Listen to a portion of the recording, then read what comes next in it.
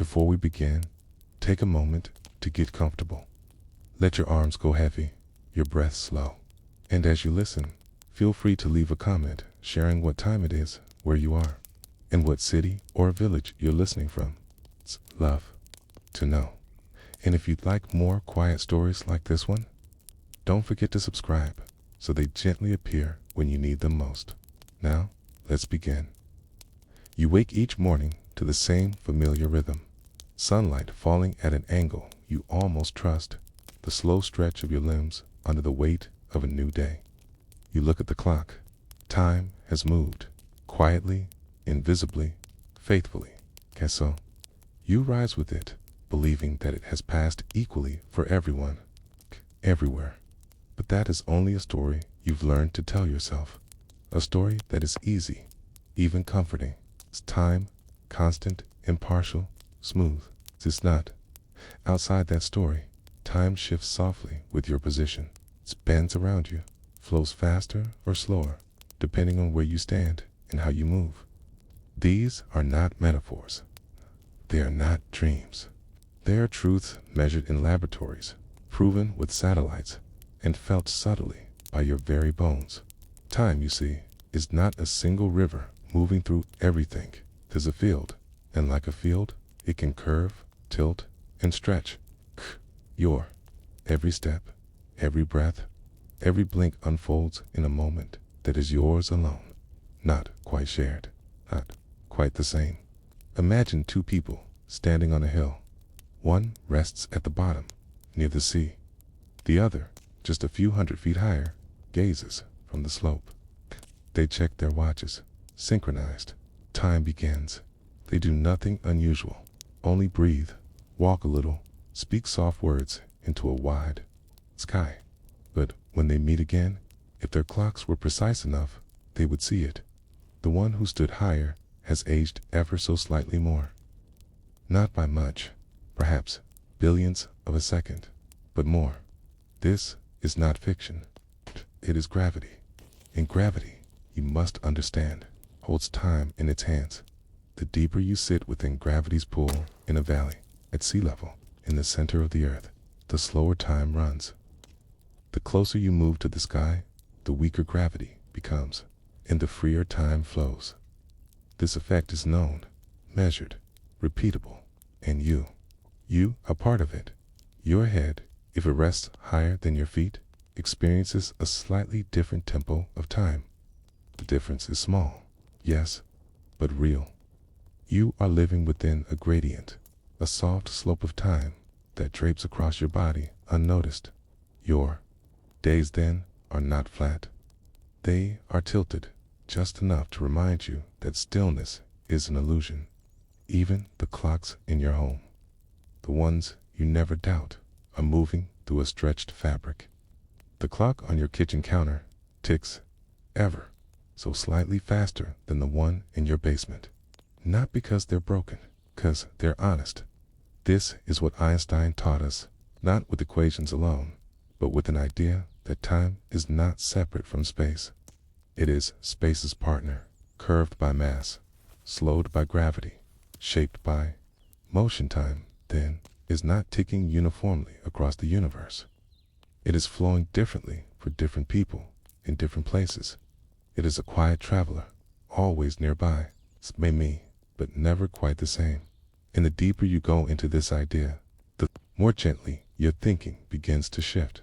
The rigid calendar of your life, the neat chronology you trust, all of it rests upon a field that ripples. If your days feel longer sometimes, perhaps it's not only emotion. Your memories bend or stretch in curious ways. Perhaps they're moving with time's subtle changes. Perhaps time does not carry you. Perhaps it listens. On satellites circling high above the earth, atomic clocks tick faster than those on the ground. If engineers didn't correct for this, your GPS would be useless.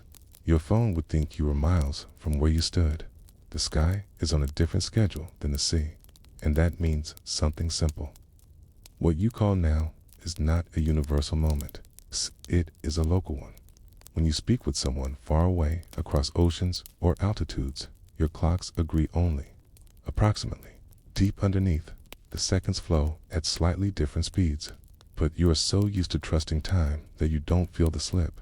Yet it's there, and if you pause, if you listen, you might begin to feel it, not as confusion, but as grace. Because time is not rigid.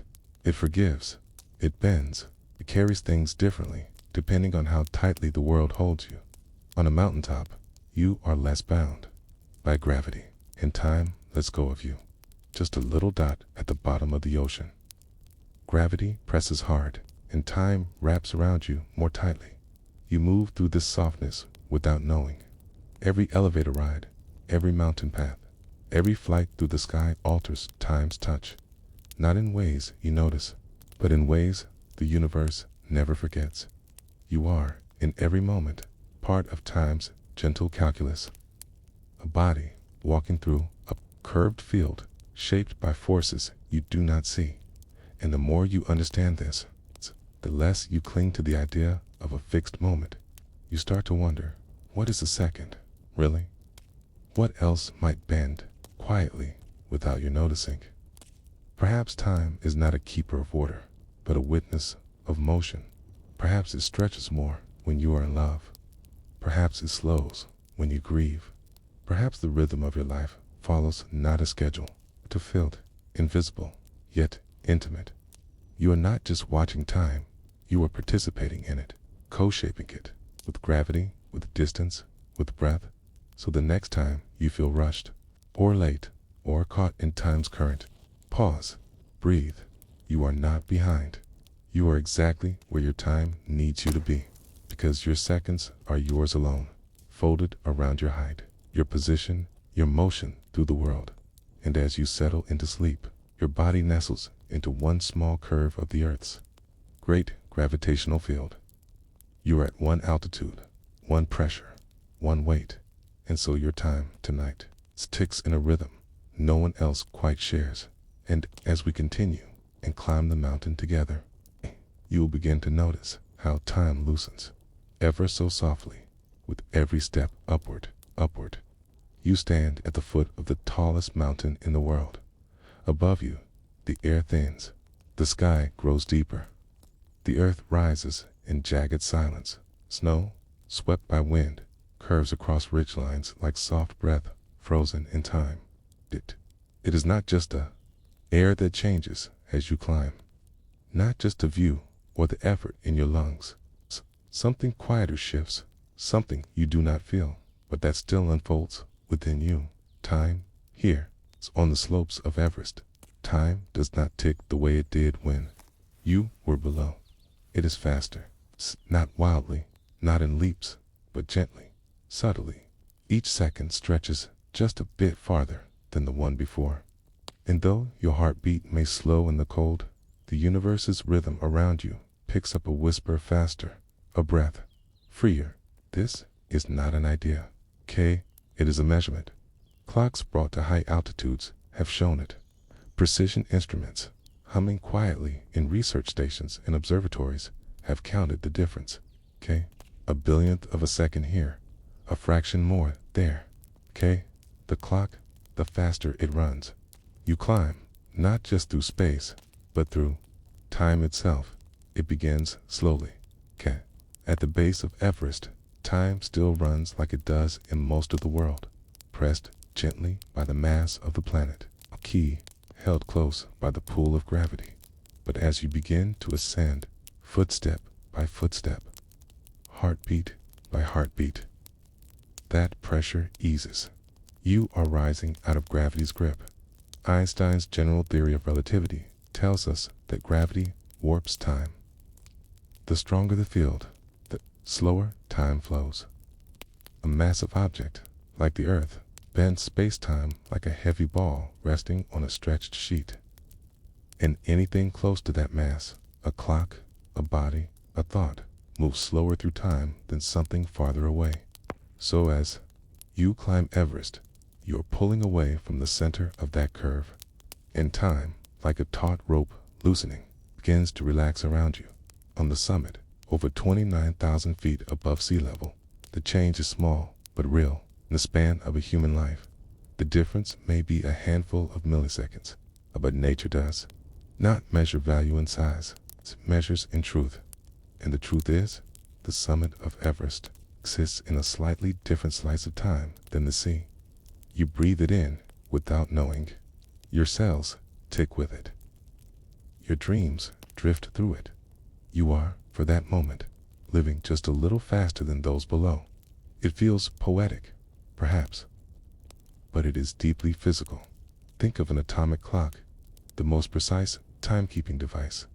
We know it measures the vibration of atoms, counting cycles with unyielding regularity. Move one of these clocks from sea level to a mountaintop, and it will tick faster.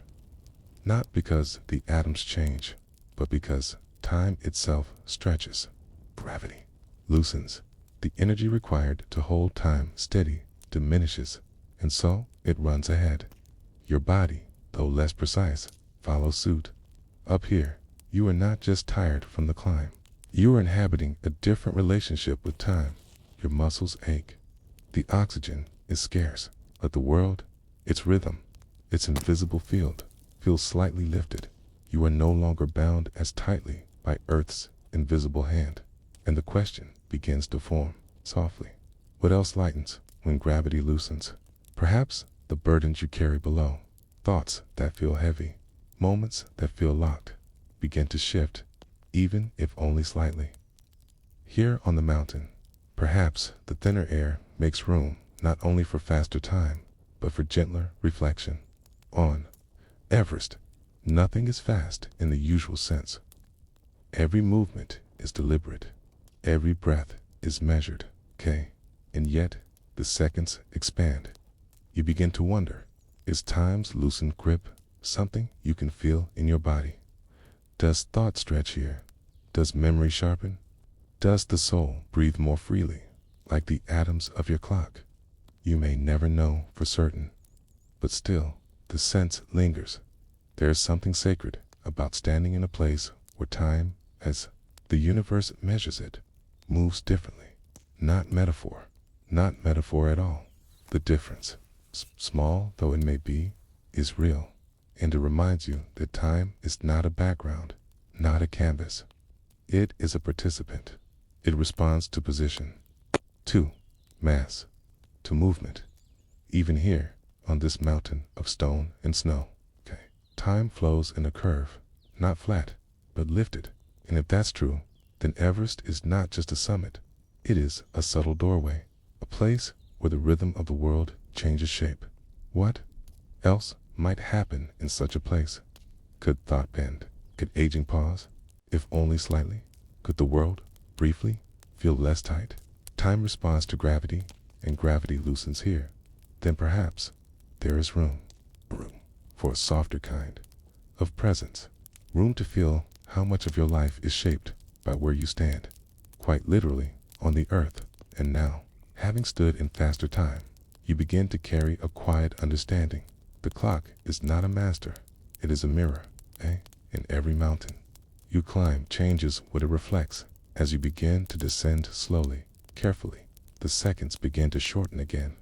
Not abruptly, not noticeably, but precisely. You are returning to gravity's embrace, to slower time, to the heavier rhythm of the world below. And maybe, just maybe, Kari, you carry something new with you. Not a souvenir, not a photograph, but a subtle awareness that every inch upward was not only a step through space, but a drift through time. And as we continue, we'll begin to see why. Because gravity is not just a weight. It is a shape. And time, it turns out, flows along the curves of that shape. You are standing in a silent room. Above you, nothing moves, okay? Below you, nothing shakes. The walls are smooth, without markings. There is no window, no sound of wind, no change in pressure to remind you where you are. Only one strange thing. You do not feel your weight. You float, not because the room is in space, but because it is falling.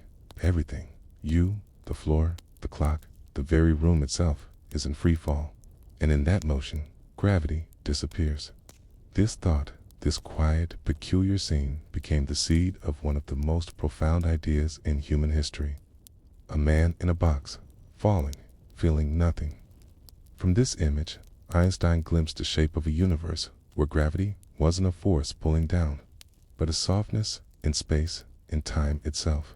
He called it the happiest thought of his life. It began not in numbers, but in sensation. Einstein imagined what it would feel like to fall freely, not stumble or crash, but drift downward with perfect smoothness, as if Earth had let go of you completely. And he realized, in that fall, you would not feel gravity. Not because it's gone, but because you are no longer resisting it. And from that idea, he asked a bigger question. What is gravity? Really? In school, you were likely taught that gravity is a force, like a rope pulling you toward the Earth's center, like a hand pressing on your shoulder. But Einstein saw something deeper. He saw that gravity didn't act like a force at all. It bent paths. It changed time. It wasn't pushing or pulling. It was shaping.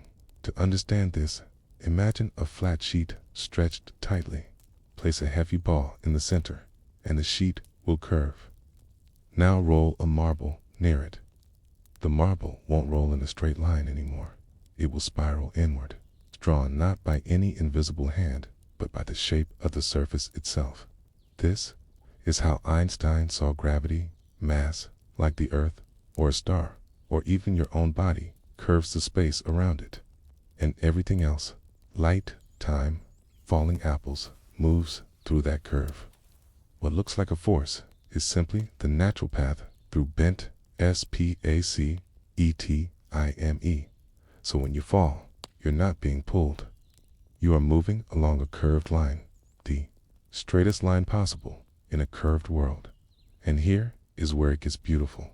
In Einstein's universe, time is part of this space, not separate, but woven in. So when space curves, time curves too. And this is why time runs slower near massive objects. It's not because they're trying to slow it, but because they have shaped the world so that time itself leans inward. On Mount Everest, you stand farther from Earth's center. Gravity is weaker there. Space-time curves less. And so, time flows slightly faster. Not because clocks tick differently, but because the stage they rest on is more gently shaped. And this is why the man in the falling elevator floats. He is moving through curved space exactly as space wants him to. He feels no resistance. And so, he feels no weight. This insight was not simple. It broke centuries of thinking. It replaced Newton's force with Einstein's geometry. And from that single happy thought, an entire theory grew. One that explained black holes, gravitational waves, and yes, why time runs differently at different heights. But perhaps the most powerful part of this theory is not its equations. It's the image it gives you. Because once you see the world as curved, begin to feel its softness. You are no longer stuck in a universe of strict mechanical rules. You are part of a fabric bent gently by your presence. And bending back in return, you become aware that your weight, the pressure in your knees, the shape of your steps, is not just a burden. It is a dialogue. The earth speaks to you through gravity, and you respond with motion. Even stillness is a kind of answer. And what's more, the way you move through this curve determines how you experience time. Einstein showed that motion also changes time. Okay, the faster you move, the slower time flows for you. This is special relativity, the sibling of the falling elevator. It tells us that speed and time are lovers, never separate, always dancing. So when astronauts orbit the Earth, racing through space, their time slows. Their clocks tick more slowly than ours. But they are also high above, where gravity is weaker, and that speeds their time up. Its effects pulling in opposite directions, and engineers must account for both when designing systems like GPS, because time, ever quiet, ever obedient, never forgets where it has been bent. But let's return to the man in the elevator. He is not in space. He is simply falling. And yet, in that fall, K is free. There is something poetic here, something you might carry, because perhaps you, too, can learn to fall inward, into understanding, to surrender the idea of control, and begin to feel the shape of things. Perhaps gravity is not a force, but a reminder that everything is connected, that the stage on which you live, space and time, responds to what exists upon it, and that your experience of time is not passive. It is shaped by where you are and how you move, and how deeply the world wraps itself around you. So you sit with Einstein's thought, not as a physicist, but as a person. Tona, you let it settle. You imagine yourself not walking on top of time, but walking within it, moving through folds, through curves, weightless, maybe, K, but never UNANCHORED. And in this new image, time is not just the tick of a clock. K is the shape of your motion, the texture of your path, the quiet evidence that you exist in a curved and responsive universe. And as we continue deeper into the heart of gravity's touch, you'll begin to feel how even the tiniest differences in height, pressure, and mass alter your time. You don't just live in gravity, you live in curved time. You don't notice it, but time is dragging its feet at sea level. Not visibly, not in seconds you can count, but softly, quietly, as if pulled by a weight you've forgotten is there. This slowing, this almost imperceptible stretch, isn't a malfunction of clocks. It's not a metaphor or a poetic thought. It is a physical reality. Time slows in strong gravity. And the closer you are to Earth's center, the more gravity grips you, and the more it pulls on time itself. Imagine two identical atomic clocks, one placed at the foot of a tall building, one at the top. They start in perfect harmony, but days later, when you check, the clock at the top is ahead by the smallest sliver of a second. Why? 'Cause the one below was deeper in gravity's well. Gravity, as Einstein showed us, is not a force, but a shape, a curve in space-time made by mass. And near the bottom of that curve, time leans back. It slows. It tugs against every tick of every clock, every vibration of every atom, every breath you take. At sea level, you live in a stronger gravitational field than someone on a mountaintop. The Earth's mass curves space-time more steeply around you, so time, the quiet current flowing through your life, drifts slower here, not in a way you'd ever feel, but real and measurable, all the same. Your watch ticks on, faithful and oblivious. But underneath, time has been bent, and that means something humbling. There is no single speed for time, no one rhythm that governs everything. Time moves differently, depending on where you stand. On Mount Everest, the curve is less steep. The Earth's grip is lighter, and time, in response, speeds up ever so slightly.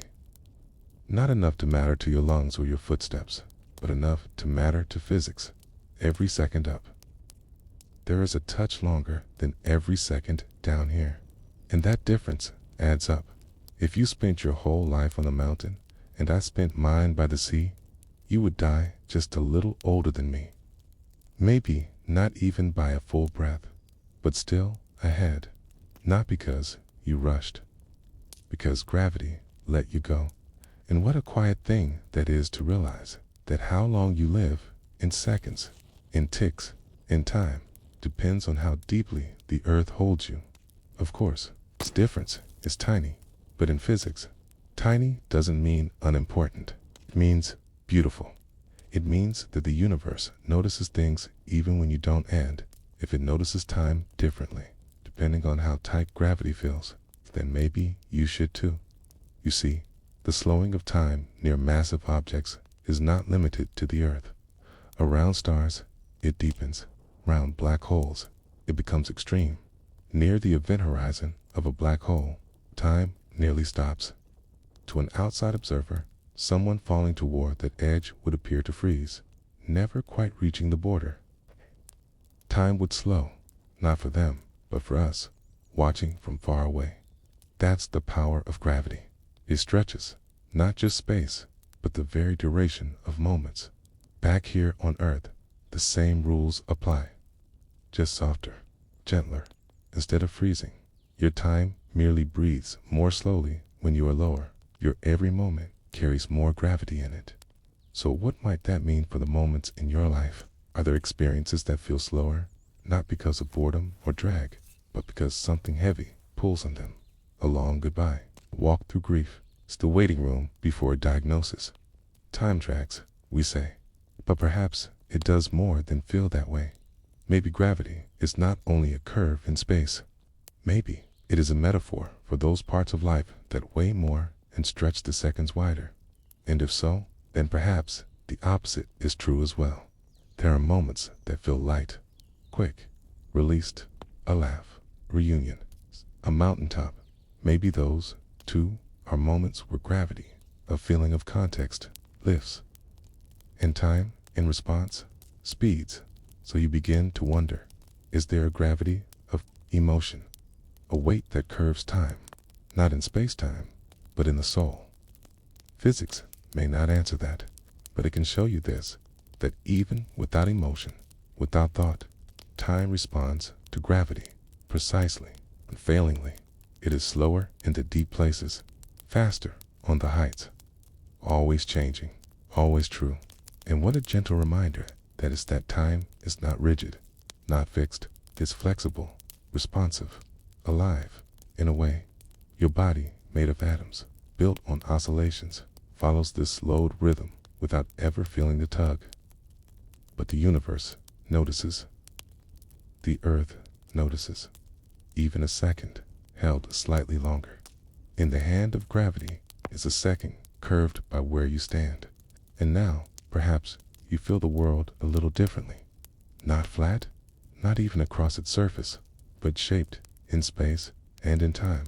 And the next time you climb a hill, or a mountain, or even a staircase, know that you are rising, not just in place, but in tempo. Time lifts with you, faintly, faithfully. You are never outside of time's curve. You are walking through it, and with each step, your seconds shift. Now, as we move forward, you'll see how even the smallest changes, a few meters of elevation, a single stair, a platform above the street, all tug ever so slightly on the ticking of time. Even if your watch doesn't notice, your being does. Imagine a clock so precise, it can feel the shift of a floorboard beneath it. A clock so sensitive, it notices when you lift it a single step higher. Not because it breaks, or lags, or skips, but because time itself moves differently at that height. You don't hear it, you don't see it. But the universe knows. This is not theory. This is not philosophy. This is physics. Real, repeatable, measurable in the modern world. Scientists build clocks that are not wound by springs or powered by gears, but governed by atoms. They are called atomic clocks, and they are the most precise timekeepers humanity has ever created. Instead of ticking by seconds, they tick by the vibration of electrons inside atoms, measured in the billions of cycles per second. Rubidium, cesium, strontium, each element, a universe of tiny rhythms. Each rhythm a measure of time, so fine that even gravity's smallest tug can be seen. And it is with these clocks, placed on mountains, satellites, and towers and labs, that we've learned time bends in ways we once thought unmeasurable. Take 2 atomic clocks, place one on a table, place another on the floor. Wait, and then watch as the one on the table ticks just a little faster. Not metaphorically. Literally, the higher one is farther from Earth's center. Gravity's grip is looser there. In time, faithful to Einstein's curved vision of the world, flows a touch more freely, even at just a foot or two apart. The difference exists. It's not much, perhaps a few billionths of a second, over the course of a year. But it's there, and it's real. Hey, we can measure it. This experiment, and others like it, has been repeated around the world. Clocks on airplanes, clocks on satellites, clocks in underground labs, clocks on mountaintops. Each reveals the same truth. Where gravity presses harder, time runs slower. It's a principle, not an exception. A rule, not a rumor. And that precision is what makes it beautiful. Because when something invisible becomes measurable, it becomes real and anew. Way like sound waves turning into music, or thoughts becoming words. The poetry of science is not in its equations. It's in its ability to find shape in the shapeless, to reveal the curve in what once looked flat. And so, the scientists calibrate. They build tables that don't just hold instruments, they hold time at a specific height. They engineer systems that correct for Earth's shape, its spin, its curve. Even mountains, just a few kilometers tall, are accounted for in their calculations. Because if you don't adjust for those differences, your timing will drift. This is especially true in systems like GPS. Satellites orbiting the Earth tick faster than clocks on the ground, both because of their altitude and their speed. The engineers who built the global positioning system knew this. They factored in relativity. They accounted for gravity's influence on time. Without that correction, your phone would place you miles from where you actually stand. Every day, every moment, so the next time you open a map and see that blue dot hovering exactly where you are, thank a physicist, thank an atomic clock, thank the quiet precision of relativity. Because even though you don't feel it, your world is shaped by the small truths we can now measure. And this leads you to something deeper. What else in your life feels invisible, but is measurable if only you knew how to look? Perhaps emotions have weight. Perhaps habits have orbits. Perhaps your attention, where it rests, how long it lingers, changes the rhythm of your experience in ways you've never counted. Just as time shifts with altitude, perhaps meaning shifts with awareness. A moment on the mountaintop might feel larger, not because the air is thinner, but because the seconds stretch wider. Not metaphorically, mathematically. And perhaps that explains the stillness you feel in certain places. The sense that time holds differently around some people. The strange, sacred quality of silence in deep nature. Maybe some of that is biology, but maybe some of it is physics. Real, measurable, quiet. And this brings you back to the clocks. Not the ones you wear on your wrist, not the ones on your wall, but the ones inside your cells. The ones that govern how molecules move, how signals fire, how thought drifts from one idea to another. Your body is built on timing, and that timing responds subtly, faithfully, to the gravity around you. You are, whether you notice or not, a participant in curved time, and perhaps now begin to feel the invitation not to measure your life in minutes, but in difference, in softness, in awareness. Because once you understand that even a tiny change in position alters the tempo of time, you begin to live differently. You begin to honor the small shifts. You begin to wonder what else becomes visible when you measure. What was once invisible, perhaps your memory too, keeps clocks. Perhaps your attention has gravity. Perhaps your very presence changes the tempo of the world, not in fantasy, but in structure. You don't need to be a physicist to notice. You only need to be still, to listen, to let the world tick beside you. Because even now, even here, gravity is shaping your moment, and time is responding, not loudly, but measurably. And next, as we begin to climb again, you'll feel it more directly, how each upward step not only lifts your body, but brings your seconds with it, into lightness. You begin your climb before the sun has fully risen. The mountain looms ahead, cloaked in cold silence. The snow crunches softly under your boots.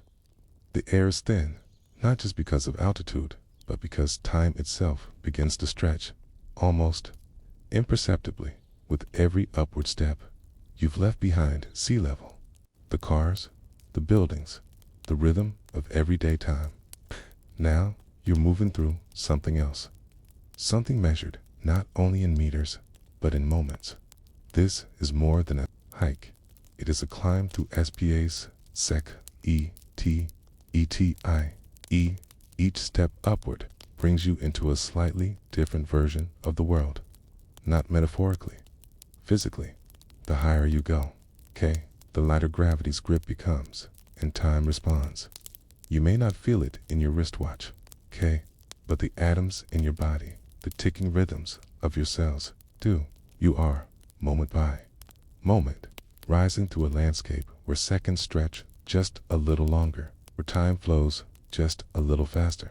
And so, the climb becomes a journey not only through distance, but through the fabric of time itself. Your lungs struggle to keep pace. The oxygen thins. Your breath comes harder, slower. But around you, time is picking up speed. On Everest, this change is small. Just a few microseconds gained over a day, but still real, measurable. A quiet reward for every foot of altitude gained. You climb higher, past tree-lined, past clouds. The earth drops below, and the curve of the planet becomes something you can feel, not in your bones, but in your seconds.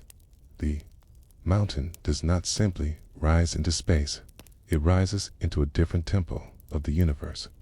Imagine space-time as a soft, visible field, like air you cannot breathe, but which wraps around everything, your massive objects. This field dips and bends, and the closer you are to the center of that mass, to Earth's molten iron heart, the steeper the dip. At sea level, you live in that curve stepped. Here, with sky in every direction, the curve begins to flatten. You're stepping not just higher, but forward in time. It's a strange idea, and a quiet one, that gravity holds time back, that climbing releases it. But the physics is clear. The stronger the gravity, the slower time flows. And with every step upward, you let go slightly of gravity's hold. Even as your legs ache, even as your chest tightens, you are moving into a freer second. It's as though time is taking a breath with you, inhaling wider, exhaling longer. And now you begin to notice something subtle, a rhythm that does not match your pace. It's a sensation that your body is pulling harder, but time is drifting easier. This is not an illusion. It's the quiet shift of space ectemio. At base camp, time is already faster than in the valleys below. At 5,000 meters, your atomic clock, if you carried one, would tick measurably quicker than the same model left in a coastal town. And by the time you near the summit, nearly 9,000 meters above sea level, the difference has compounded. You have climbed through time. Perhaps that's why high altitudes feel surreal. Not just because of oxygen or isolation, but because you are no longer in the same rhythm as the rest of the earth. Time is not uniform. It never has been. It changes. With gravity, with motion, with position, it breathes. And you, in this moment, are part of that breath as you pause to rest. Looking out over the jagged ridges below, consider this. Every footstep has shifted your place in the field. You were in a slightly different now than those below. You, not in story. In physics, the clock in your pocket may look unchanged, but the atoms inside it are whispering faster. So is your heartbeat. So is your thought. In the mathematics of general relativity, this is known as gravitational time dilation. It's not fiction. It's not theoretical. It's been measured in satellites, in airplanes, even between floors of skyscrapers, and here, on the highest mountain in the world. It surrounds you. The world below is still ticking, but you are ahead, if only slightly. You are stretching into a faster moment, and that idea begins to touch something deeper. What if time, like terrain, could be hiked? What if memory, like altitude, changed with every step?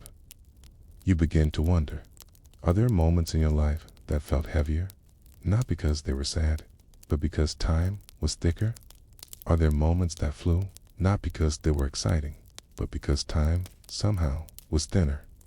Perhaps climbing is not just a motion. It's a metaphor for rising out of time's weight. Here, the seconds feel slower in your lungs, but faster in your atoms. You are out of breath, but ahead of the clock, and the mountain silent, ancient, says nothing. It simply offers you more time. Just a little. Just enough. You reach a ridge. The wind howls softly. There is only sky above you now. You are near the roof of the world. Okay? You are also, gently, at the edge of a different kind of time. A time that breathes easier, that stretches farther, that moves without the tightness of gravity's full grasp.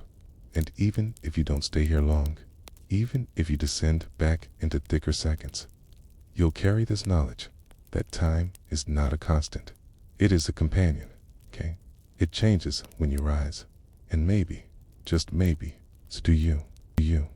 Imagine the Earth not as a perfect blue marble, but as something deeper, a planet wrapped in a quiet well.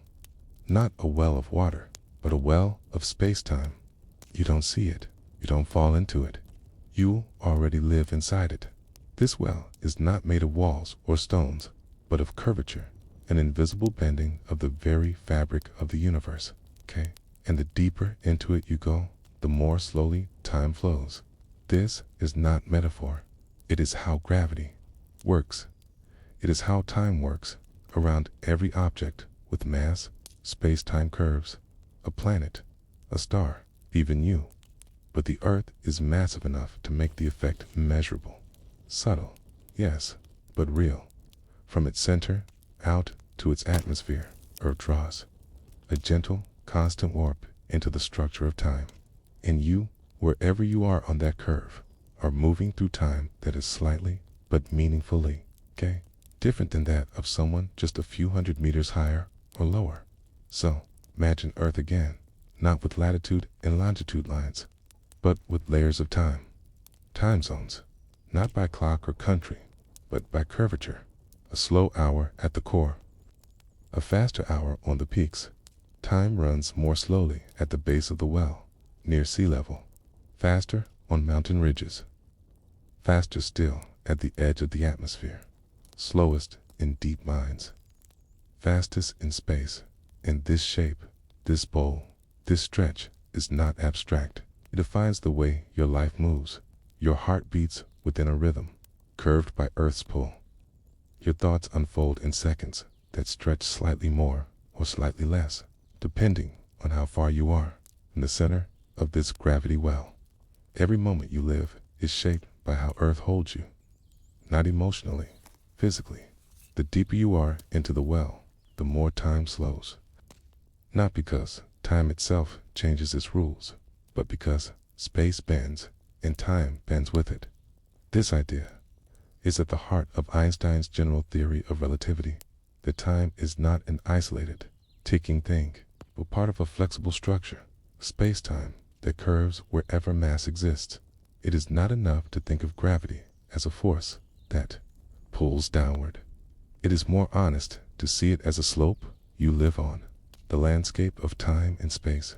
You stand not just on dirt or stone or grass, but on a tilted surface of time. Downward means slower, upward means faster, and that tilt, that curvature, is constant from the deepest ocean trenches to the thin air above the Himalayas. Time varies by tiny amounts, yes, microseconds per day. But the universe doesn't ignore smallness, it embraces it, because time is not just something you feel, it's something you're inside. You don't notice these differences. Your watch ticks as expected. Your phone keeps pace, but high-precision clocks do notice. Satellites notice, particles notice, and that awareness reshapes how we must understand the world. Time, turns out, is not evenly poured across the globe. It pulls, it stretches, it curves, just as water curves along Earth's surface, pulled by gravity. So too does time. Earth is a globe, yes, but more precisely, Earth is a well, soft depression in the field of time, and everything on it, you, trees, oceans, clocks sit somewhere along that slope. The deeper you sit, the slower you go. But you don't feel it as slowness. You feel it as now, because every observer lives at the center of their own time. It's not about rushing or waiting. It's about difference. And this difference matters in satellite systems, in physics labs, in our understanding of aging, travel, and what it means to move through the universe. The shape of Earth's gravity well determines how we must synchronize our clocks, how we must correct for GPS drift, how we must model particles that fall through the air, and the more precisely we understand this shape, the more we understand our place within it. Because you are not just living on a sphere, you are living in a dip, spammed. And if that sounds strange, pause. Let it settle. This dip is gentle, but everywhere, and your body feels it. Your time flows with it. You might never notice the milliseconds you lose by standing near the ocean, but they happen. They pass, and they shape the pattern of your life. You might never feel the microseconds gained by climbing a few thousand feet, but they stretch you forward, if only slightly, into the future. So you are never standing still. You are rising and falling in time, depending on where you are, how gravity touches you. It's almost poetic that you could climb a mountain and come down just a little older than the friends you left behind. Not because you were gone longer, but because your time ran faster. Because you stood, for a moment, on a gentler curve of the well, and now you begin to see the world not just as a map, but as a soft bowl, curved by mass, curved by presence, curved by the invisible architecture of the cosmos. You live inside that bowl, and your moments move differently depending on how far you are from its center. Even now, as you breathe, your body is aligning with the slope. Your time is folding with the Earth's. And next, you'll feel this curve more clearly as we look down, not just at the surface, but deep inside. It's where molten iron turns slowly at the center, and up to where satellites glide through thinner time. You are in the middle, held gently between extremes, wrapped in the curved breath of the Earth. You stand on the surface of the Earth, somewhere between two extremes. Above you, satellites orbit in silence, suspended in thinner gravity, their clocks drifting gently forward. Below you, the planet's core pulses with pressure and heat, locked in gravity's firm grip, where time slows by just a breath. And here you are, a single being, balanced in the middle, held between faster and slower time. It is easy to think of Earth as flat and stable. You live upon its crust. You build your homes, your cities, your dreams upon it. But beneath you, far below, the world is still moving. The core of the Earth, a sphere of molten iron and solid metal, turns slowly. It spins differently from Taipand. The surface, it is heavier, denser, pressed by the full weight of the planet above it. And in that pressure, time is slowed, not in metaphor. In physics, the gravitational field at the center of the Earth is stronger than it is on the surface. This means that if you could live down there, if you could build a clock deep in the molten core, it would tick more slowly than the same clock on a mountaintop. Again, the difference is tiny, a few billionths of a second per year. But the universe never ignores such things. It keeps the score, precisely. So even as you walk across the floor of your room, the atoms inside your feet live in slightly slower time than the ones inside your head. You are a vertical gradient, a human being stretched softly through the curve of Earth's time, and above you, high above the satellites, know this, orbiting thousands of kilometers away, GPS satellites glide through weaker gravitational fields. They are moving fast, and that motion slows their time according to special relativity. But their distance from Earth also places them in a region where gravity is weaker, and that effect speeds their clocks up again, according to general relativity. The two effects are not equal. In the case of GPS satellites, the gravitational effect dominates. Their clocks tick faster than ours. if engineers didn't account for that difference. Okay? Your location would drift more than 10 kilometers per day. Maps would fail. Navigation would falter. Okay? The precision of your daily life when you look up directions, track deliveries, or call a friend would dissolve. But they do account for it. Okay? They programmed the satellites to tick slower on purpose. So once launched into orbit, the faster pace matches our own. They align the rhythm of space with the rhythm of Earth. And this tells you something profound. Time must be corrected because it bends with gravity and speed. Up and down are not simply directions. They are different states of time. Your surface is not just a place you stand. It is the median of a temporal slope.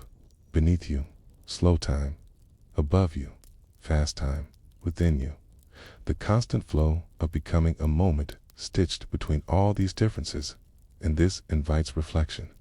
What else in your life rests between extremes? Are there thoughts that live above you?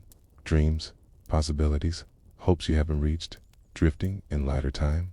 Are there memories buried deep below the surface, heavy, compressed, holding your past in slower rhythm? Perhaps the shape of Earth's gravity is also the shape of your experience. Perhaps you are always trying to balance what grounds you with what lifts you.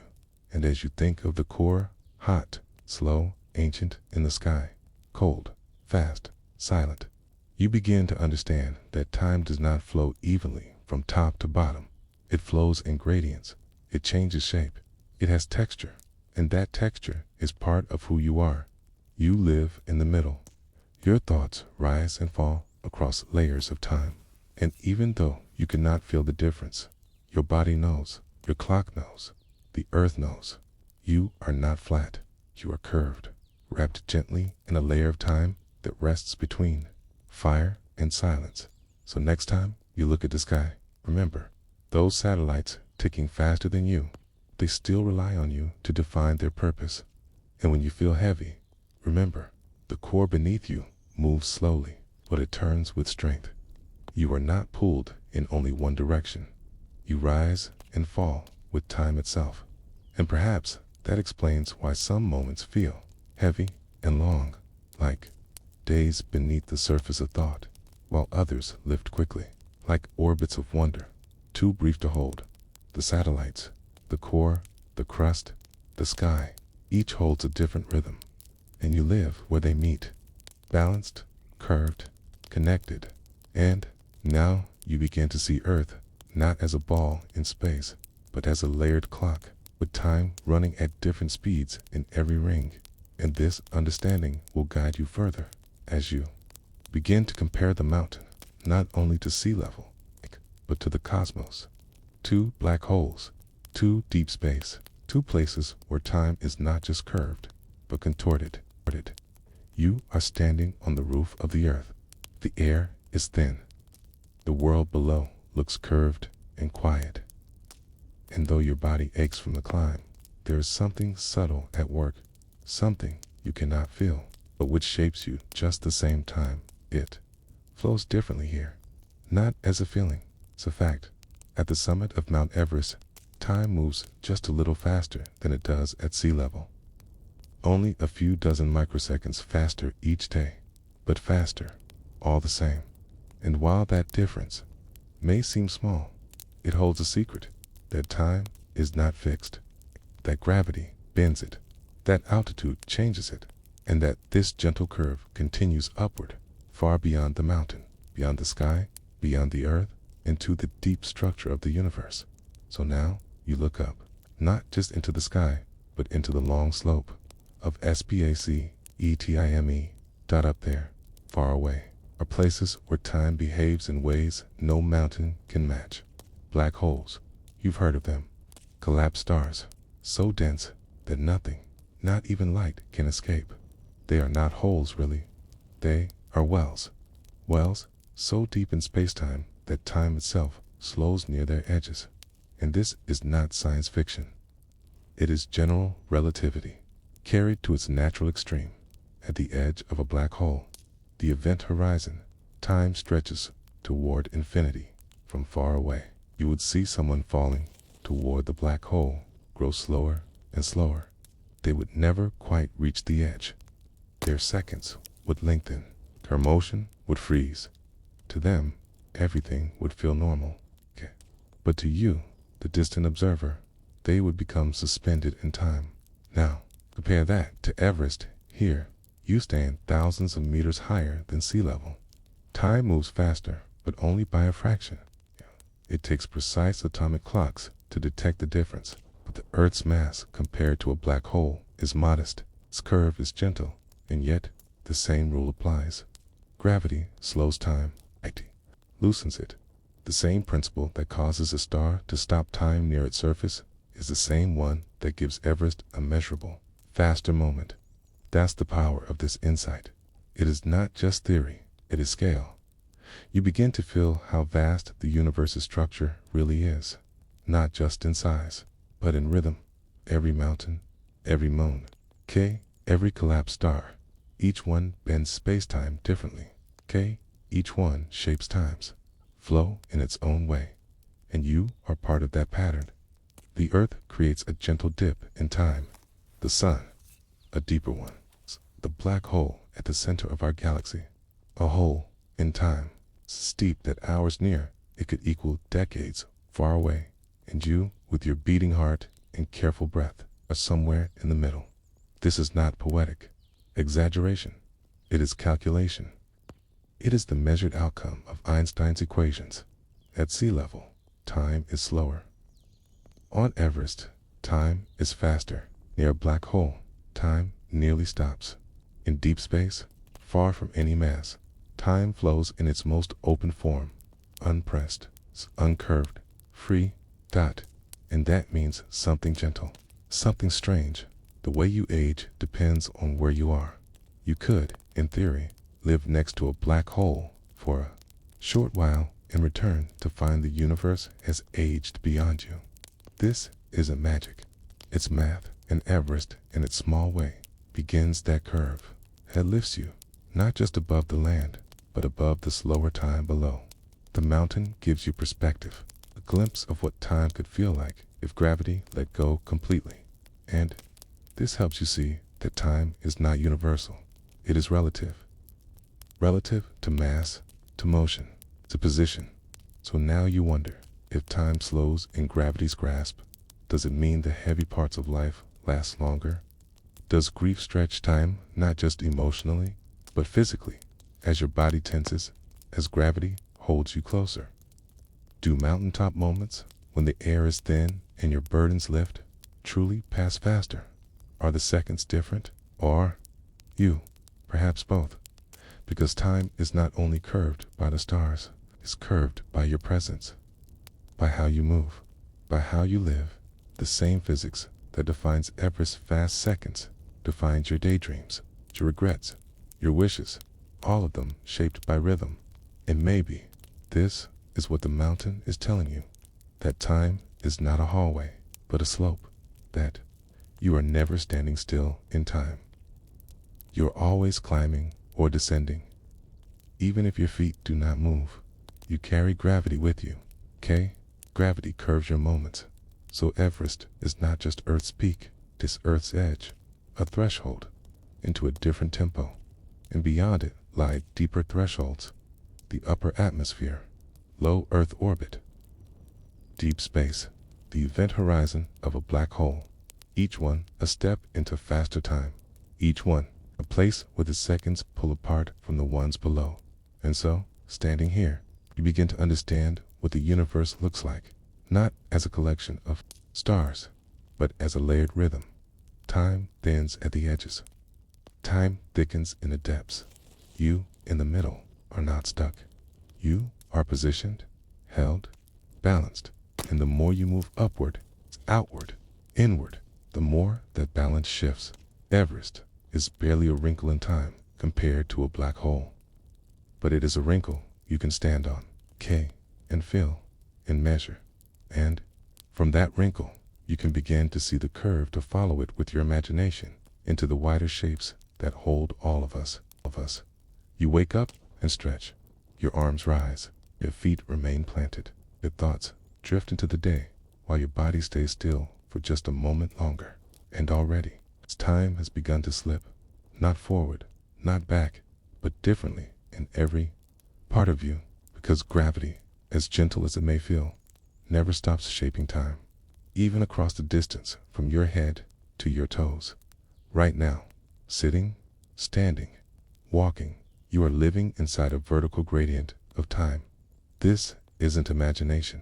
It isn't poetry. It's physics. Time flows faster for your head than it does for your feet. Not metaphorically, mathematically. The difference is small. In one day, it amounts to trillionths of a second, but it is there. And if you could build clocks tiny and sensitive enough to rest in different places across your height, they would begin to drift. Not broken, not unsynchronized, just obedient to gravity's quiet tug at the top of your body. Farther from Earth's center, time feels less pressure. At the bottom, closer, deeper, time flows more slowly. You are a living time zone. One body, two rhythms. This fact has been measured in laboratories. Physicists have placed ultra-precise atomic clocks just centimeters apart, one higher, one lower, and observed the difference in their ticking. The lower one ticks more slowly, not because the clock is flawed, because the universe curves downward, and so your entire life unfolds across this subtle stretch. Your eyes move through faster seconds than your knees. Your thoughts, rising, reaching drift forward slightly, ahead of the bones that keep you grounded. You are stretched, not in pain, not in pressure, but in time itself. And what a strange thought that is, that even within yourself, not everything happens in the same now. There is a delay, a drift, a vertical echo, and it leads you to wonder. What else in your life operates in quiet gradients? Does love reach the heart a little before it settles in the belly? Do ideas shimmer in the mind before they find the hands? Perhaps you are always slightly out of sync, not as flaw, but as rhythm. Not brokenness, but a layered flow. The body, after all, is built from rhythms, from pulses, from breath, and breath is not instant. Air reaches your lungs before your blood carries it onward. Thought fires before fingers move. What feels like one moment is, in fact, many, stacked, spread, layered in time.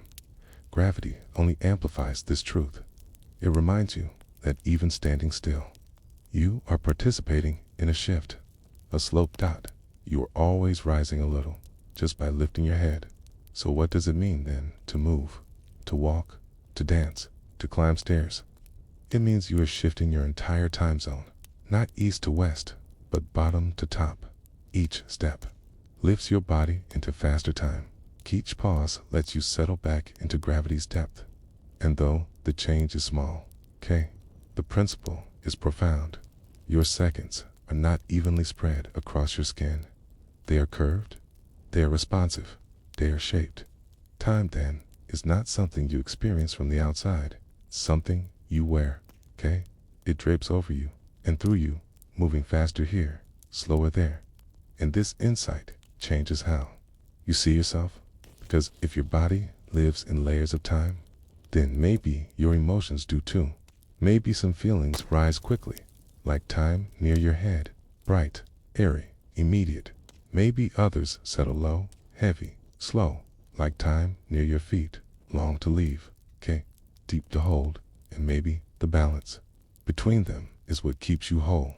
The lightness above, the gravity below, the quiet harmony in between. Even now, as you read, or listen, or rest, this balance is alive. The floor beneath you anchors your slowest seconds. The air around your head carries your fastest, and your awareness drifts somewhere in between, noticing neither, but shaped by both. So when you stand up, pause, feel the slight rise. Know that your whole body is lifting through time, and if you stretch your arms upward, you are, for a brief moment, bringing your fingertips into a faster future. It is not a leap. It is a curve, subtle, soft, real. And just as Earth bends time on a global scale, from mountain to sea, your body bends it on a human scale. From heart to heel, you are not just made of atoms. You are made of moments. Moments that drift at different speeds, held together by breath and bone. And in this view, everything you do is an act of shaping time. Sleeping, standing, climbing, kneeling. Each gesture a rearrangement of your body's relationship with gravity. Each motion a subtle shift in how your seconds unfold. And perhaps, with that knowledge, you begin to live differently. Not to rush, not to count, but to feel the curve of time around you, inside you, as something kind. The earth does not demand that you move quickly. It offers you variation, texture, a chance to feel how the same moment can stretch wide or hold close, depending on where and how you stand. And now, this understanding settled gently inside you. We look beyond the body to the sky again, because while your head moves through faster time than your feet, satellites float far above where gravity's touch is even lighter. And the technology that guides you and maps your day must account for these differences, or else lose its place entirely. You open a map on your phone. The little blue dot appears. It hovers over the street where you stand, exact to the meter, exact to the moment. But beneath that quiet certainty, beneath the crisp icon on your glowing screen, a subtle ballet of space, time, and motion is unfolding. GPS, the Global Positioning System, a network of over 30 satellites orbiting the Earth, each one spinning silently above you, broadcasting its time. Time, not location, because GPS, at its heart, doesn't know where you are. It only knows when each satellite carries an atomic clock, ticking with extraordinary precision, so precise that even the slightest shift in timing would throw everything off. When your phone picks up signals from 4 or more of these satellites, it doesn't just read their messages. It listens to their time, and from the differences between those ticks, it triangulates your position. It's like standing in the middle of a quiet field, hearing distant bells chime out the hour. By noting which bells arrive earlier, which ones echo slower, you can find yourself not by where the sound came from, but by how time arrived. But here's the wonder. Those satellite clocks do not tick at the same rate as your phone.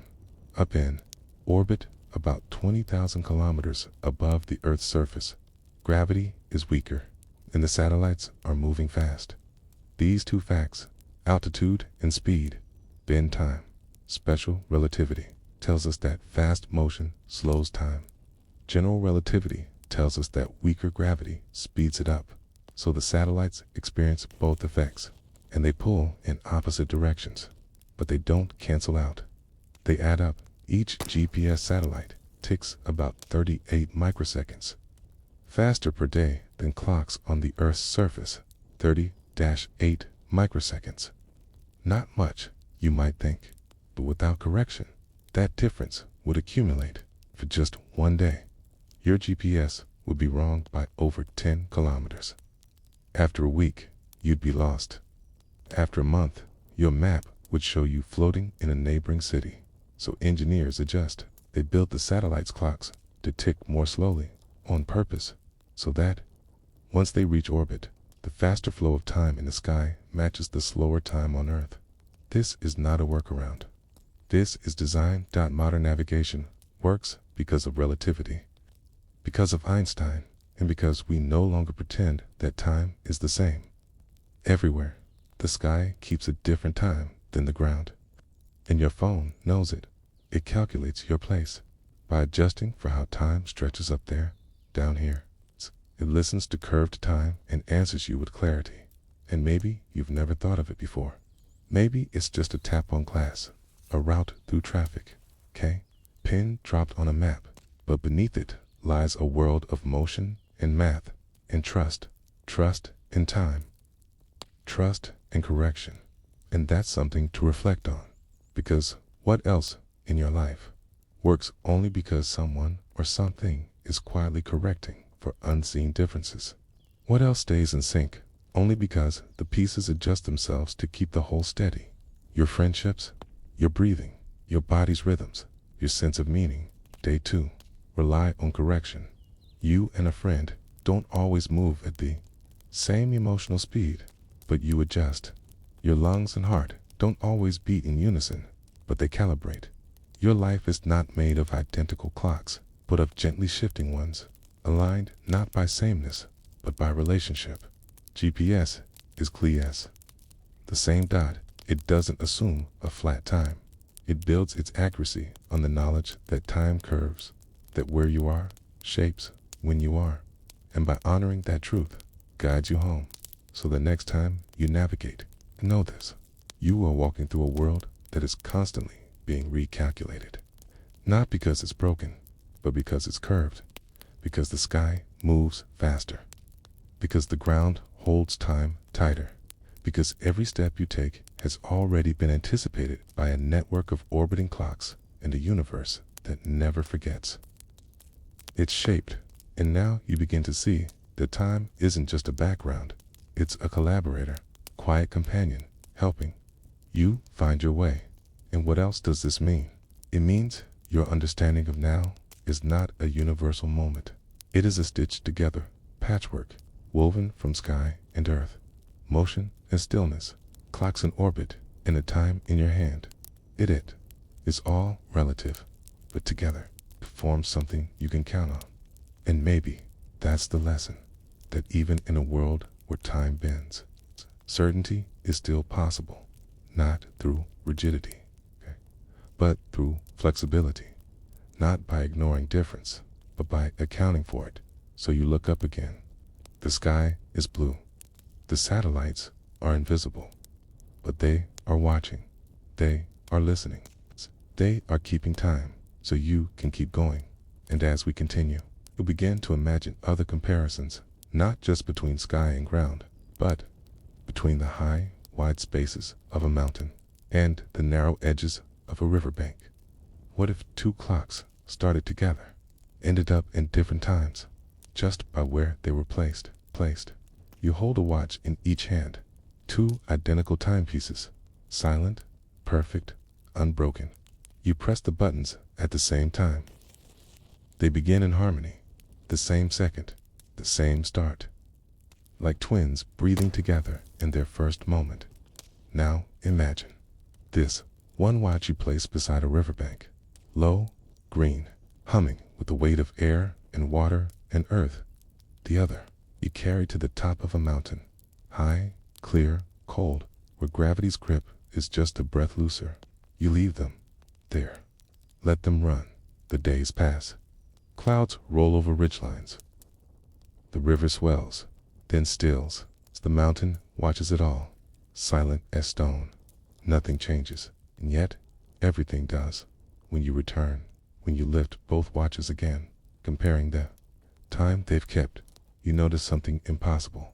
The one that sat on the mountain is older, not broken, not fast, just ahead, by nanoseconds, by billions of a breath, but ahead, because gravity held the riverbank more tightly, because the mountain rested in a gentler slope of time. This is not a trick. This is truth. It's been done in experiments with ultra-precise atomic clocks. Scientists have placed one clock high, one low, and let them run. Days, weeks, years, and always the same result. The higher clock gains time. The lower clock lags. The earth curves time, and your place upon it shapes your moment. So what does this mean?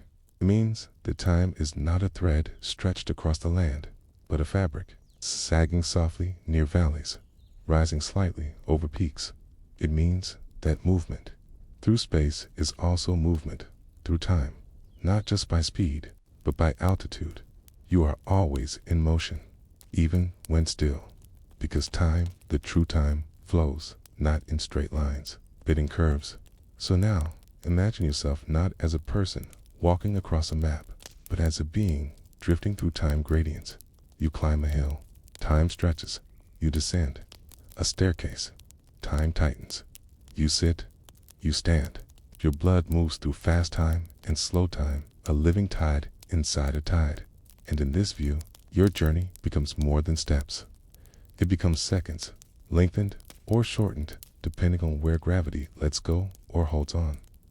The riverbank clock, like your past self, feels grounded, slow, pulled. The mountaintop clock, like your future self, lives in thinner air, faster flow. And maybe you've been both. Maybe you've lived days that felt slow and heavy, anchored by emotion, or grief, or waiting, and others that rushed ahead, light, lifted, high with possibility. Perhaps you are already fluent in the language of stretched time. You just didn't know it had physics beneath it. This idea that identical things can diverge just by where. The rest is quiet, but radical. It tells you sameness is not enough. Context matters, position matters. And this is not only true for clocks. It is true for thoughts, for relationships, for meaning. A word spoken at sea level may feel heavier than one whispered on a peak, not because of volume, but because of gravity's touch. And if a watch can grow older just by being placed higher, then maybe you too can change with your position. Maybe growth is not always in motion, but in perspective. Standing still in a new place is enough to tilt time's rhythm. Maybe you've already lived this. You return home after being away. Everything is the same, but you are different. The river is still flowing. The mountain is still still, but your seconds have stretched, because where you were changed when you were. And what if this changes how we measure life? Not in accomplishments, not in miles traveled, but in seconds, lifted gently by where we chose to be. So carry this image with you. 2 watches, one in the valley, one on the summit, one remembering the pull of the world, one breathing in thinner time. Both began together, both stayed true, but the world curved around them, and they diverged just a little, just enough. And this is how time lives, not by uniformity, but by difference, by stretch, by slope. And what else lives that way? Memory, love, aging, hope, each one shaped by where you are when it finds you. And now, as we step further into this curved world, we begin to ask a new question. What if time is not flowing through space at all, but is part of space itself? Not something that passes, but something that bends. You've been taught to picture time as a river, flowing stream, moving forward, never back. You are a leaf on its surface, drifting. You can't stop. You can't turn around. But now, as you rest deeper into understanding, you begin to sense that this image, while soothing, is not quite real, because time is not a river. Time does not flow like water. Time is a field, a quiet, invisible field, like gravity, like magnetism, that exists wherever something else exists. It bends, it responds, it has shape, and that shape is not the same everywhere.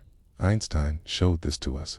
That mass, curves, space-time, and time is part of that curve. Stand beside a mountain, and time ticks differently than in a valley. Not just because you feel different, but because the geometry of time itself has shifted, like fabric pulled taut near weight. Time is drawn inward, slowed, pressed, and yet it is also flexible. Where space is empty, time stretches. Where matter is dense, time compresses. It's not something flowing through the universe. It is the universe, a field that wraps around planets, around your body, around your every breath. So, what does this mean? It means that when you sit still, you are not separate from time. You are inside it. You are shaping it. You are part of its curve. Imagine laying on a trampoline. Your weight changes the shape of the surface beneath you. Not drastically, not visibly, but enough that, if another marble rolled nearby, its path would bend around your presence. That's how mass bends space-time. And time is not immune. It curves. It sags. It shifts because of you. The earth bends it. The sun bends it more. blends it almost to stillness. And you bend it a little, too. Every cell in your body adds to the shaping of time. Every heartbeat, every breath, every moment you remain here alters the field in some quiet, invisible way. You are not separate from time. You are sculpting it just by being. And if that's true, what else might be shaped by your presence? What moments curved gently simply because you were in the room? What thoughts slowed or stretched because you held still long enough for someone else to understand? Time is a field, then your existence is not passive. It is participatory, and just like you can't walk through a magnetic field without feeling its pull, you can't move through time without affecting it, no matter how softly you tread. This changes how you see things. No longer is time something done to you. It is something done with you, not a path you must follow, but a shape you help define. This also means that time is not equal, not just in theory, but in texture.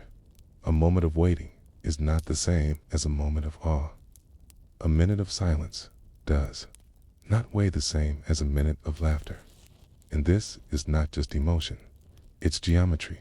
Time's field flexes based on gravity, motion, and the meaning you bring. So what happens when you move? It's not just walking down the street, but traveling at great speed, board a plane, orbiting Earth, riding light's edge. Time bends again. Special relativity tells us that speed itself can slow time down, not because of perception, but because of physics. The faster you go, the slower your clock ticks relative to those at rest. It's not illusion. It's measurable. It's been tested with particles, with astronauts, with high-speed jets. And yet, don't need to go fast to matter, because even standing still, you live on a planet that's curving time beneath your feet. You fill it in. The way days seem longer on quiet hills, seem shorter in crowded cities. You feel it in your body's sense of rhythm, how it sinks to the sunrise, how it drifts in isolation, how it struggles during long flights across time zones. You are not a clock. You are a field-sensitive being in a field-sensitive world. And this is a kind of magic, because it means time is not against you. It's around you, because it means you are not late. You are simply curved differently today, because it means your most precious memories are not points on a line, but ridges in the fabric. Places where the field dipped more deeply, where time held you longer, where it wrapped around love, where it stilled for grief, where it stretched for wonder. You are not drifting on a river. You are dreaming within a field. And perhaps this also means that healing is not a matter of waiting. It's a matter of reshaping, of finding the parts of life where the field lifts gently again, where the weight lessens, where time softens once more. So as you breathe now, remember this: you are not outside time. You are inside it, and it is inside you. And as we step further toward clocks that carry weight, toward seconds that differ in their emotional and physical density, we'll ask, can a second feel heavier than another? And if so, what gives time its weight? There's a second. It's just one dot. It passes the same length as all others. Technically, 60 of them make a minute. 1,000 of them feel like a blink. But you know, somehow, that this second isn't the same. It arrives full, heavy. It drips, slowly like honey from a spoon. It clings to your awareness, makes you hold your breath a little longer than you meant to. Why? Because time, though we're taught to measure it equally, doesn't always weigh the same. Think about it. The second before you spoke something difficult. The second before a door opened. Okay. The second when you first realized something had changed. Those were dense seconds. Okay. Seconds with mass. You feel it, not as number, but as texture, as gravity. And this isn't just poetic, it's physical, because time itself bends near mass, and experience is a kind of mass. Motion, attention, tension, they add weight to time's passage. There are seconds that float. There are seconds that sink. Now, imagine this. You're climbing a mountain. The air, thins, your chest tightens. Every step is deliberate. You check your watch. Only a second has passed, but it feels longer, because your body is moving against resistance, against gravity, against the earth itself. And here's where science begins to align with feeling. At high altitudes, time does run faster, but your experience of it may slow, because your effort, your exertion, your awareness of every second makes it feel thick. The body knows time not just by clocks, but by motion and struggle and breath. Now, go the other way. Imagine resting on a sunny hill. No thoughts pressing, no deadlines waiting. Soft air, warm light, quiet trees. A minute passes, and you didn't even notice. The seconds had no edges. They were feather light. And again, this isn't just a metaphor. Studies of attention show that how you perceive time depends on how much your mind is holding high stress. Okay? Time feels slow, but chaotic. Deep focus. Time vanishes. Peace. Time flows, but you're not counting. So let's return to the idea. What gives a second its weight? One answer: gravity. The deeper you are in a gravity well, the slower your time ticks relative to someone higher up. Another velocity. The faster you move, the more your time dilates compared to someone at rest. But then there's this third layer. Not just where you are or how fast you move, but how much you feel. A second in sorrow lasts longer. A second in fear can stretch to eternity. A second in joy light, almost weightless, can pass before you're ready. You've lived these differences. You don't need equations to prove them. And here's where physics meets poetry again. A second can be stretched by space-time, but it can also be stretched by attention. When you notice a moment fully, vividly, completely, you live inside it longer, like a slowed frame in a film, like a breath held just before a leap. You expand the second by being inside it. And that's where time becomes personal. Two people can sit side by side, sharing a clock, a sky, a silence, and one feels the moment rushing, the other feels it pausing, not because the second changed, but because their hearts did. So now, look back. What seconds in your life carried the most weight? Not the loud ones, not always the celebrated ones, but maybe the quiet seconds, the one where you said goodbye, the one where you held someone's hand, the one where you changed your mind softly.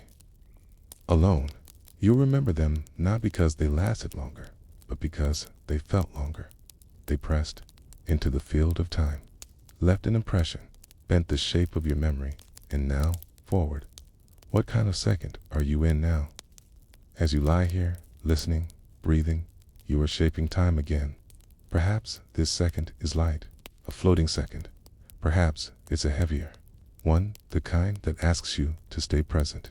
Either way, it matters, because each second is a chance to shape the next. And now, we ask, if time can be bent and stretched and weighted, can it also be shifted without motion? Could gravity offer a way to move through time without speed? Could a second on a mountaintop be more than just a second? Could it be a step toward the future? There's an idea tucked inside Einstein's equations. Quiet, patient, always waiting for the curious to notice it. You don't need to build a machine to travel through time. You are already in one, and it's called gravity, not the force that pins you down, but the quiet warping of space-time itself. Gravity doesn't just pull, it bends, and in bending space, it also bends time. So imagine this: you begin at sea level. Your watch is ticking, your heart beating, your cells dividing, all under the full weight of Earth's gravity. But now, you climb, step by step, meter by meter, you ascend, and as you rise, something curious begins to happen. Gravity softens, not completely, not obviously, but slightly. Its grip on you weakens, and time loosens with it.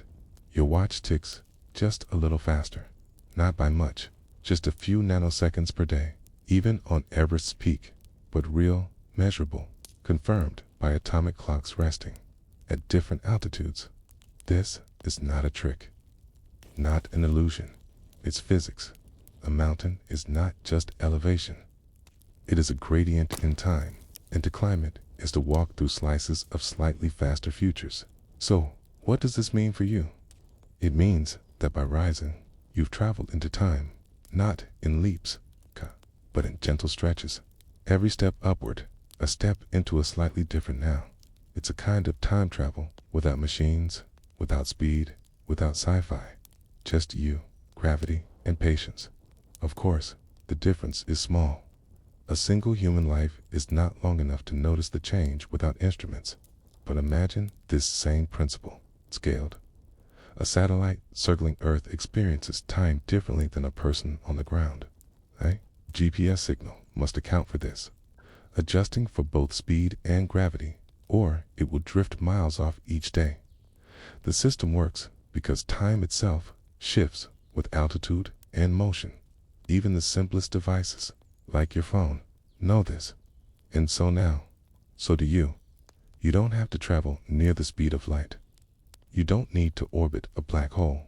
You can simply climb, not for escape, 'cause the higher you go, the less gravity slows your seconds. And though the change is small, it is there. Every summit is a slightly faster now, every peak, quieter future. And so, perhaps, a mountain is not just a place. It's a quiet question, carved in rock. How much of time's weight are you willing to let go? What waits for you? Not just at the top of the world, but at the edge of another tempo. Some physicists have imagined a future civilization living near a black hole, experiencing days while centuries pass elsewhere. But you don't need extremes to understand the principle. You just need to feel the slope, from the ocean floor to the mountain's crown. Earth is already a vertical time machine. You are standing in it, breathing in it, living in it. And if that's true, then time is not something distant, separate, far. It's local, it's intimate, it's shaped by where you rest, and how far you rise. It's shaped by you. So now, imagine this. You're lying at the base of a mountain, watching clouds pass. You rise slowly, over days climbing, step by step. You feel the air thin, the wind sharpen, the stars grow clearer, but quietly, visibly. You're also moving into a place where time runs more freely. By the time you reach the summit, your seconds have outpaced those you left below. Not in some wild sci-fi leap, but gently, peacefully. Realistically, this is gravity's gift. That motionless ascent through time requires only altitude. And, perhaps, this is not only true for mountains. Maybe clarity, too, is an ascent. Maybe every moment of letting go, of releasing weight. Rising above fear or doubt nudges you into a gentler pace of time. Not because physics says so, but because feeling does. You know the weight of a heavy moment, and you know the lightness of a free one. So maybe climbing a mountain isn't about getting somewhere. Maybe it's about letting time breathe, letting yourself breathe inside time, letting the grip of everything below release, if only slightly. And so we arrive at the next ridge in our understanding. If gravity can bend time and height can shift it, then what happens at the very top? What do you feel when you're no longer beneath the curve, but above it? What happens when time stretches so freely you almost forget it's passing? You've climbed through valleys of breath and stone, through the silent pool of earth, step by step, up the mountain, up into air so thin it hums, up into sky so close it feels like water. And now you are here, not moving, not measuring, just resting on the roof of time. The summit is quiet, not the quiet of emptiness, but of clarity. It's a presence. The wind moves around you. The clouds drift far below. And above you, nothing but blue and the slow arc of stars somewhere waiting beyond day. Your breath is slower here, more deliberate. Your body knows it must stretch time to keep going. And so it does. You are alive in a longer second. You're not aware of it in numbers. There's no ticking difference. But the feeling is real. Time runs just a little faster up here. Toma, not metaphorically, not spiritually. Physically, the Earth's gravity presses less, and so the field of time bends less, and so your moments lengthen like silk, unspooling just a little more freely. It's hard to grasp. You feel the same cadence, but in comparison to someone waiting far below, you are aging ever so slightly quicker. It's strange and beautiful, because now time is no longer a flat line. It's a shape you've walked through. It has weight and air and view. And standing here, you don't feel above others.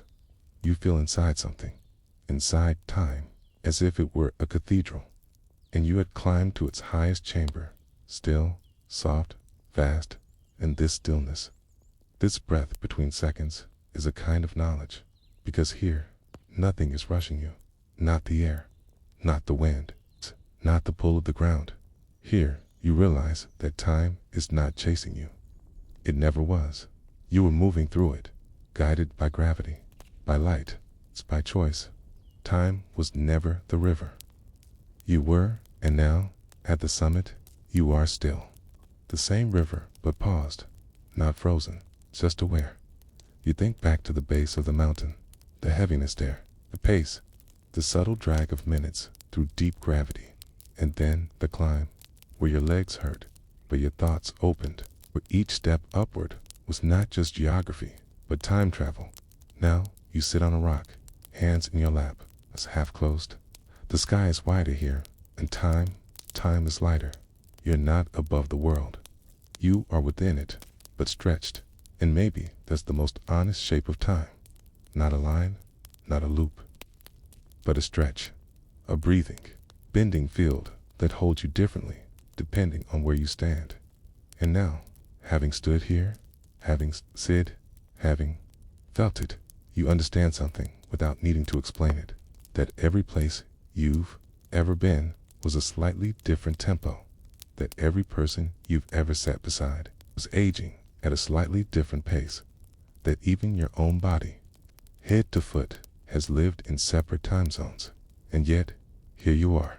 Hold. Here, now, you rise. Your legs are tired. The wind has cooled your skin, and still you feel quiet.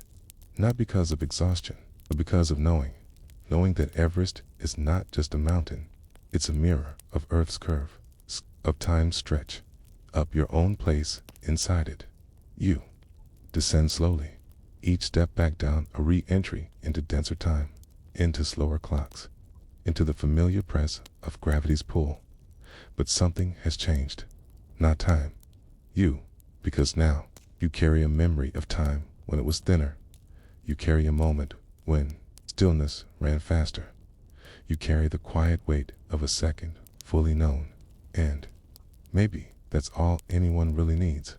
Not to escape time, not to master it, but to see its shape, to feel its change, to know that even now, as you drift toward sleep, you are resting gently on the roof of time.